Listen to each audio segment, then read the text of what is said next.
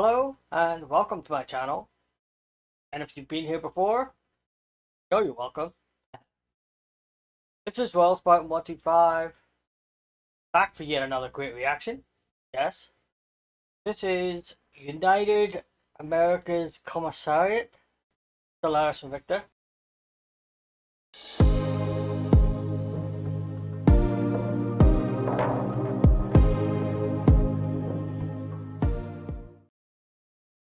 Been waiting for this one. Sorry it took me so long to get to it. Sorry it took me so long to upload another video. To record another video and upload it. Yeah, no excuses. Been like 3 weeks or something. Over 3 weeks by the time 3 weeks when I'm recording it. I'll have to try harder to get videos up more, get schedule going and stuff. So, I'd say people have been looking forward to this one. I've been looking forward to it. So let's jump in.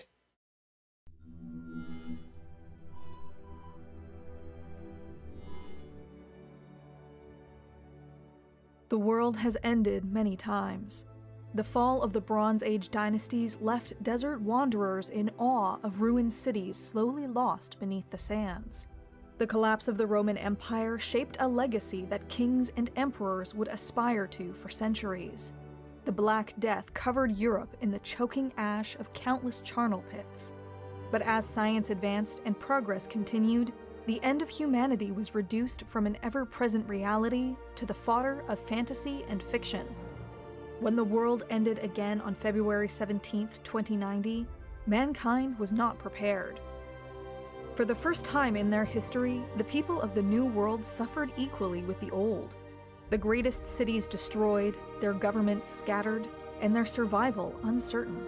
Even when the war against the alien Terran was finally miraculously won, citizens of a once great nation looked upon their ruined works with doubt that such things might ever be achieved again.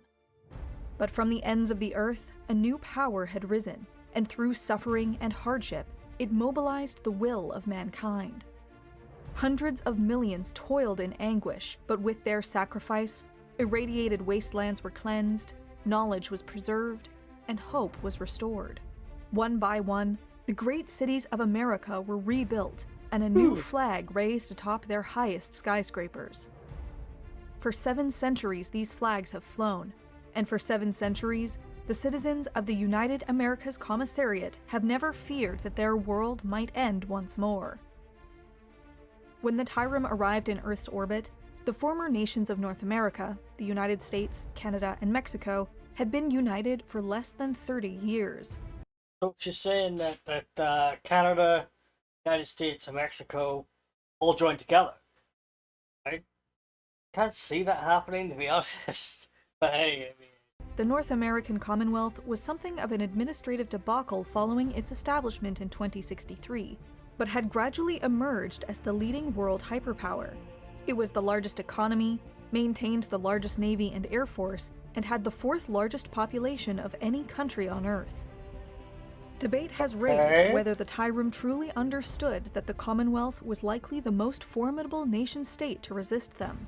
Research conducted since the war has revealed the possibility that the Terran's strategy was far less coordinated than originally believed, and it is possible that they were unable to even conceptualize the nuances of human civilization.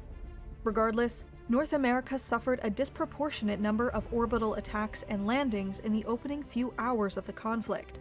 Before even the first alien creatures and machines set foot on the continent, much of the East Coast had been burning for weeks, and the Commonwealth was paralyzed.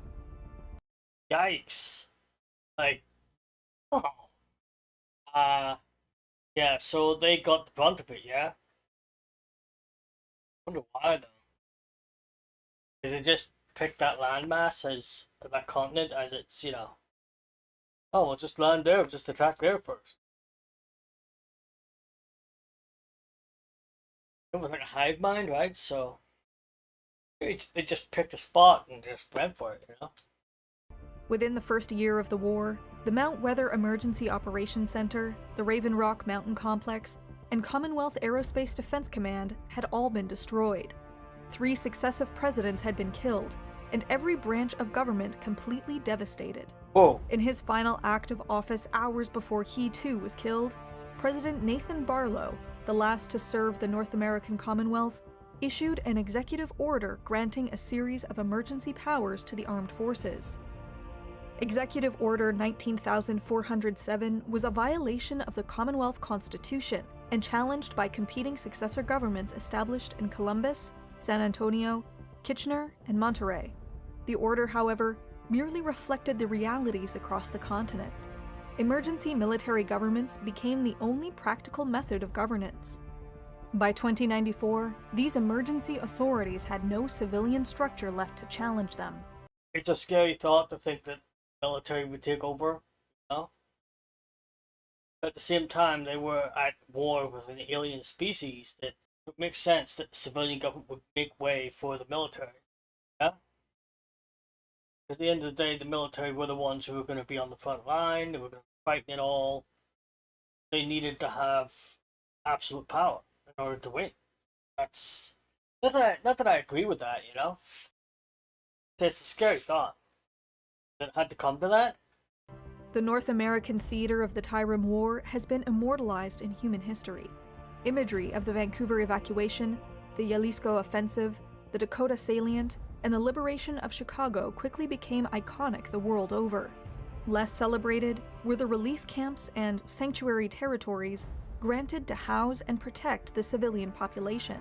The total number that perished from disease, starvation, and suicide has never been made public, and likely never will. That last picture there before it changed kind of reminded me of Halo, you know, Spartan. Same helmet, same sort of helmet, you know. But yeah. Relief zones? Yeah, because the military's in charge, right? So civilians pretty much are secondary. They just didn't have enough food, enough rations, enough medical supplies. Because the soldiers would take precedence, right? So they would get the food and medical supplies first. Because they're the fighters, they're the ones on the front line. And civilians second, sort of thing. It was only in the final weeks of the war that the impromptu international military coalition formed to resist the Tyrran made its full presence known in North America. Commonwealth forces, operating under this new command structure, had routinely fought overseas, most notably in the Battle of Jeddah, and the sight of Chinese, Russian, Indian, and European soldiers fighting in the ruins of American cities was a noticeable reversal. Even in victory, the international military coalition was a point of contention across North America, as what remained of the Commonwealth was slowly integrated into the developing worldwide government. Marches and demonstrations protested the disintegration of American sovereignty. The Atlanta crisis was one of the many post-war conflicts fought across the planet, but infamous for its savagery. In 2153, the Greater Terran Union was ratified in North America by a slim majority, and the North American Commonwealth dissolved. The United Americas Commissariat was formed in its place. It wasn't until the official declaration of the Greater Terran Union in 2156 that the UAC's borders were firmly established. As part of a worldwide reorganization, the former states of Mexico were transferred to the Central American Commissariat, while formerly Commonwealth overseas territories dating as far back to the Spanish-American War were likewise transferred to other newly established commissariats. They're just re-establishing borders. New commissariats are coming up and trying to take land and stuff, and they're just trying to get borders all sorted out. These people get this amount of land, they get these kind of land. All these islands belong to this commissariat, and, you know. Yeah, I get it. You know. It's sad to see, but you know, it is what it is. Such territorial exchanges served clear logistical purposes, but were opposed by the American population and the first administration of the United Americas itself. It would take another century before anti-Union sentiment was completely eliminated. The destruction of the Statue of Liberty in 2164 by a pro-democracy group calling itself the Minutemen was the most infamous and last major act of terrorism ever to take place in the UAC. Tell me the Minutemen were protesting for democracy, and they blew up the Statue of Liberty. What? What? It's in the name, Liberty, right? The Statue of Liberty. Why destroy one of the few bastions of liberty left? That makes no sense. I know we don't have much liberty and all that, but that'd be one of the things that would bolster people up, make them want to fight back. And you go and destroy it? That makes no sense. Unless the other side was used it for maybe propaganda or something. I don't know. Being relegated to a subnational territory within the Greater Terran Union was something of a cultural shock to the American people. The appointment in 2176 of Roman Loredo Ruiz to High Marshal of the Greater Terran Union, the first citizen of the UAC to hold the position, marked a turning point in North American integration. Dormant concepts such as manifest destiny and American exceptionalism were reappropriated and redefined to serve the needs of both the Commissariat and the Greater Terran Union. While the United Americas have never achieved the total hegemony exercised by its predecessor, it has become one of the most powerful commissariats within the GTU. It has one of the most technologically powerful economies in the Union, with its research corporations at or near the forefront of technological advances. Its main industries are highly diversified, leading the Union in telecommunications, electronics, pharmaceuticals, consumer goods, investment and banking, aerospace manufacturing, and information technology. While its military-industrial complex does not operate on the same scale as its competitors on Rodina, Sirius, or the Pan-Asian Commissariat, its level of sophistication is unmatched. Of the 19 models of aerospace interceptor utilized across Air and Fleet Command, 12 were first developed by United America's state corporations. Nice. Furthermore, while still officially classified, it is rumored that the targeting array, coolant circulation chambers, and heat sinks installed on board the Sword of Terra were all designed within the UAC. The United Americas Commissariat's most widespread contribution to the Greater Terran Union, however, is undoubtedly its culture. The unique doctrines of the melting pot and multiculturalism developed in the former United States and Canada proved to be highly amenable to interstellar colonization. Combined with the large number of colonial charters issued to the UAC, hundreds of colonies across the Greater Terran Union can be said to possess an American heritage. Conversely, the United Americas Commissariat has also traditionally been the most open to social and cultural change. Many of the first alien citizens to achieve permanent residence on Earth chose to reside within the UAC, and in 2549, the Commissariat appointed a non-human to its highest office. The government of the United Americas Commissariat is largely identical to that of the other terrestrial and interstellar commissariats. Local laws are predominantly superficial in nature, or have little impact on the life of an average citizen. The three branches of the Commissariat government are likewise modeled on that of the Greater Terran Union. Executive, legislative, and judiciary authority is held by the Office of the High Commissar, Assembly of the UAC, and the High Court of the UAC, respectively. Since 2167, the capital of the United Americas has been the city of Calgary, one of the only major urban centers to emerge from the Tyrrem War relatively unscathed. While long since surpassed by the traditional centers of economic and industrial power across the continent, Calgary remains an important political and diplomatic center. Prior to galactic unification, it was the site of many interstellar consulates and diplomatic missions. The United Americas are unique within the Greater Terran Union as one of the few commissariats which operates their own defense forces. The United Americas Commissariat Guard is a unified institution consisting of sea, land, air, and space elements. By Union law, the UAC Guard cannot become a federal entity, while its personnel and equipment can be federalized during a national emergency. Multiple times during the wars against the Compact, Nex Uprising, and the War in Heaven, UAC Guard divisions have been placed under the command of GTU Land Force, Air, and Fleet Commands, and deployed to off-world battlefields. So the UAC has its own force, pretty much, its own army. Army, Navy, and Air Force. When necessary, it can be federal. It can be, brought into the Greater Army, Terran Union, and deployed. Okay, that makes sense. It's weird how they're one of the only ones, or maybe the only one that has its own. That commissariat has its own army, its own air force, and its own navy. Why don't the rest of them have their own? Maybe it's just the way they operate. You know? They just wanted to have their own sort of thing. And the others are happy just having a joint military. I see just wanted to have their own military. You know, apart from it. It has been more than 7 centuries since the flag of a sovereign American nation was raised, but the legacy of America endures. Each day in the Union Air and Space Museum, citizens from countless alien species stand in awe over the vast hull of the Ticonderoga, the first cruiser to open fire on the Algon Republic. Children sit in the cockpit of the F-408 Vampire, the fighter that beat the Vol Hive. But the longest lines are reserved for those artifacts that predate the Greater Terran Union itself. They are treated more like holy relics than historical exhibits, with some citizens traveling across the entire galaxy simply for the privilege of viewing the Unity connecting module and the mobile servicing system from the ancient ISS, the command module of Apollo 11, and the spacesuit worn by Neil Armstrong. It is a practice repeated across the continent, with endless pieces of American history given new context and purpose.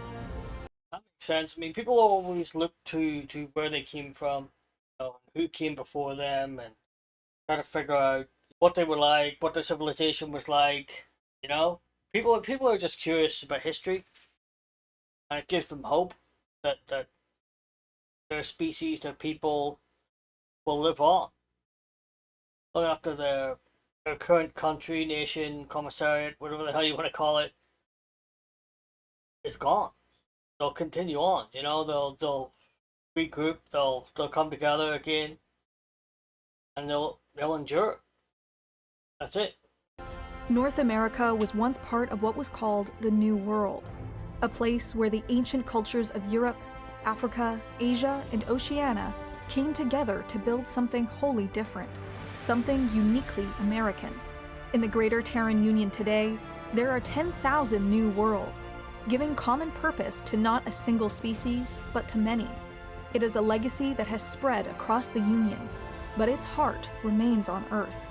It is a legacy that the United America's Commissariat has inherited, and one to which it must forever strive to be worthy.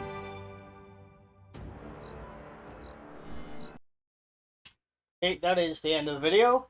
That was interesting. It was a deeper look into the GTU, you know? Yeah. I thought it was something separate from it. You know what I mean? Like maybe after the GTU this came about, but no, it was during it. Or even before it. Before and during. Sort of thing, I think. What's that? It sprang up after the GTU came about. There's a lot of information. It's hard to, yeah, but I got the gist of it. You know, they were the commissariat came up. It was where the American country used to be. You know what I mean? Like Mexico, United States, Canada.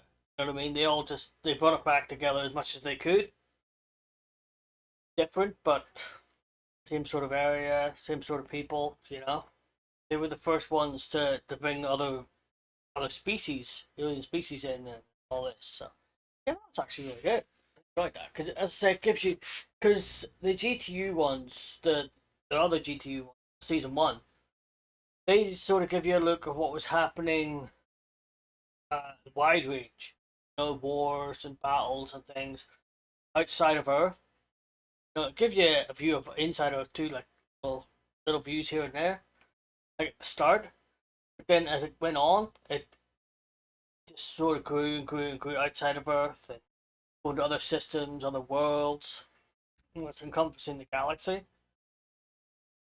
But yeah, I like the fact that this one's doing the same thing. It's starting off showing you view of Earth and what it was like, how it came about, and all that. Yeah, it's a deeper look into it. You know.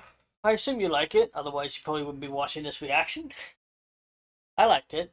Yep, it was very good, very informative. A lot of information for my brain to work through. You know, and I will be doing the next one at some point. This was a runner-up. It was one of the two runners-up. So I'll be doing the other one as well. And then before I do the next one, I'll put up another poll. And I'll do the winner and the runner-up. There's only one runner-up. There's two winners, great. If we both get the same votes, that's fine. But I'll be doing the winner and the runner-up. I like to do that because it gives me more content, you know, it gives you more of what you want to, because I get to see what you mainly want and what you want secondary, you know, but you still want it, you know. That's good. I like that. Okay, hope you enjoyed my reaction. And I want you to know that I do have a second channel called Royal Spartan Take 2, where I do movie reactions mostly. That's some anime. And you might want to check it out as well if you like my reactions on here. And until next time, I am out of here.